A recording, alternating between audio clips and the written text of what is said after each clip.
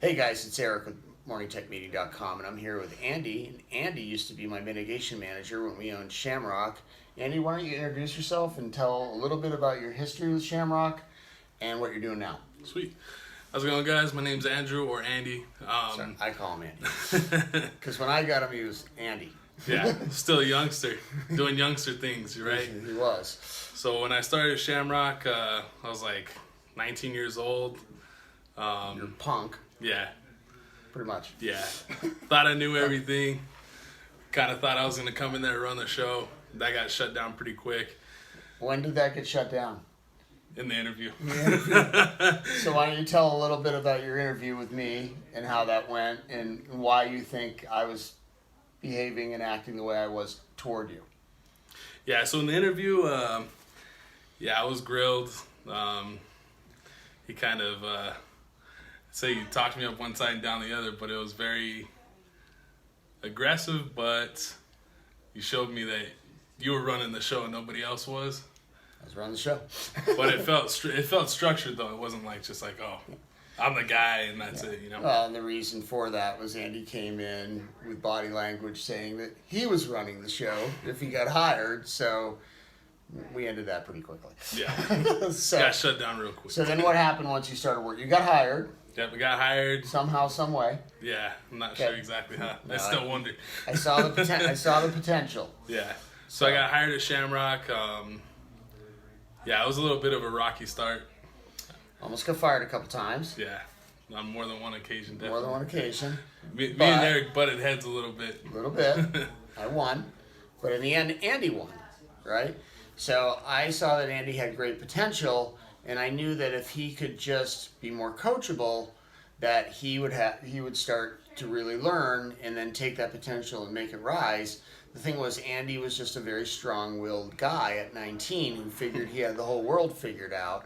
And me being in my late 40s by then, had done more stuff. So I just had to kind of get Andy, Pump the brakes. pump the brakes, put him where he was. But then what happened after a while, after the rocky start? Because you really started to grow. Yeah, so when I came in at Shamrock, like, they were doing a lot of leadership training and things like that, and I was like, yeah, this is a bunch of BS. Like, I don't have time for this. I just want to work and make money and roll with it, you know? I wanted to go do my thing, but I started to realize you were teaching disc a lot. Okay. And I was like, okay, it seems So pretty... you're referring to also to the morning meetings we did every single Yeah, day. every day. And you hated those at the Yeah. beginning. At the beginning, yeah, absolutely hated it because I just wanted to get out of my truck and go do my thing. Like, Go why do I smash need to some be here? stuff. Yeah, go break some things. But then what happened the longer we did it? Yeah, the longer we did it, I seen that I was starting to learn things and it was making my day easier. I was like, okay, well, you were training us how to just deal with the clients, basically. Like, that's the simplest way to put it. Like, how to deal with them and how to act. And when you act properly in somebody's home, there's a reaction to that, and it's a good one. Right, and that's what makes your day easier. Right, yeah. Right. And then what happened with Andy is he got into it so much, he actually unseated a guy with 21 years of experience at a mitigation manager level.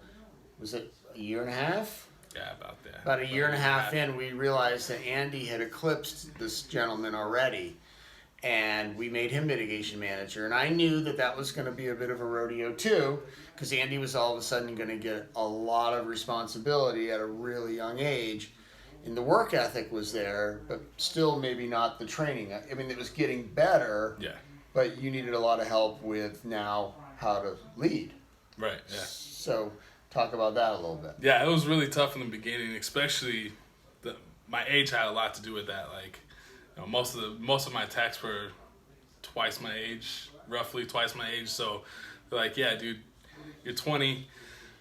We're not gonna listen to you. So Eric did I thank him for this all the time. Like, he did a great job teaching me how to lead these guys to where I was educating them more than I was being their boss, which, you know, went great lengths. And what you did is by doing that, you earned their trust. Yeah, And then all of a sudden you became a resource to them where if they needed something, you were really being a servant leader to them. yeah. I'd like to think I taught you that. Yeah, right? yeah, I would agree. And that was the role that I had with you. Like, if you had a problem, it was my job to try to help you figure that out. Yeah. You know, I might not know the answer either, and then I'd have to go find the answer Yeah, for you. And lastly, before we end, what effect do you think it had on the other guys who were working for you? Who, a lot of them kind of came from humble beginnings, probably hadn't had a lot of training. What did it do for them inside of work and out?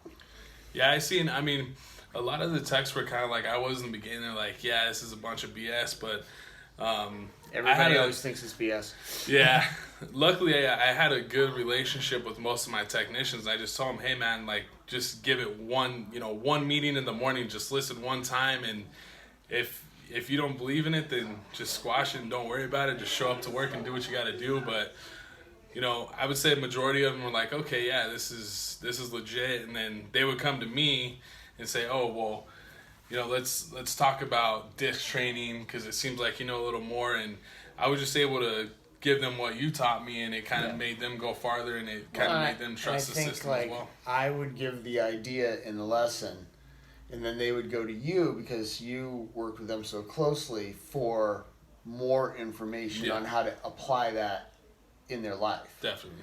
Yeah. And Andy, so when we sold, Andy moved onward and started his own business because he had developed the skills at Shamrock to do so. So what are you doing now? And feel free to give a plug.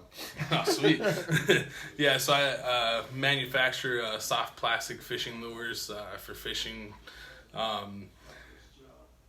A lot of the disc training, I keep going back to disc because it's like really disc helped a lot. Disc is huge, and a lot of people don't like it at the beginning because Yeah. they think it seems stupid. But actually, I think it's the most important thing. Definitely, yeah. Disc is like, I would say, the foundation. Right. And just with the stuff that Eric taught me, like how to be with clients and stuff. I mean, when I came in, I was ghetto. I'm not gonna lie, I was pretty ghetto. So, You were so what's ghetto. up, dog? It So doesn't now, work with $1 million homeowner. yeah. So now, I mean, even with clients that aren't millionaires, like giving them the good talk, I guess you could say. They'd rather hear that than say, hey, what's up, dog? Yeah. What can I get for you? Well, and you've learned you can talk to the people on their level. Yeah. Depending on who it is. Yeah. So. I think the biggest thing is just disc. Disc helped a lot, and for service technicians, and I learned this just being in the industry, like we're looked down on right away, just because we're not. A lot of us aren't college educated or whatever, but. When we go in somebody's house and we show them that we can educate them in what we're doing, it usually takes us a long way. Well, and I try to spend a lot of time pumping those guys up to get them to understand that they're the professional at what we did. Right. That whether that guy had $100 million or $1 million or was a rocket scientist, yeah. Our guys still knew more about that job than that other person, right. so that they could hold their head high. And we're needed. And that they're professionals. Right. So that was always the goal anyway. Yeah. So definitely. anyway, Eric with MorningTechMeeting.com with Andy. You guys have a great day, and we'll talk to you soon. Thanks a lot.